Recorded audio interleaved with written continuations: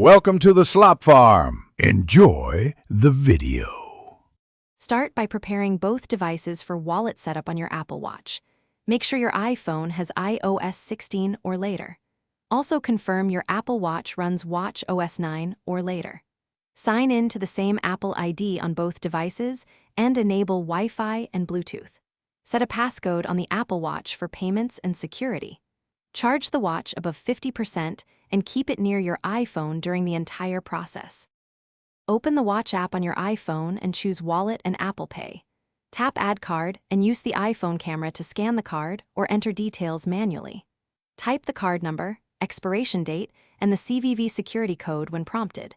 Provide your billing address exactly as your bank records show. Complete verification through SMS, email, or your bank app when requested. Wait for confirmation that the card is ready to use on your Apple Watch. On your Apple Watch, double-click the side button to bring up Wallet and Pay with your default card. To add a card directly, open Settings, then Wallet and Apple Pay, and tap Add Card.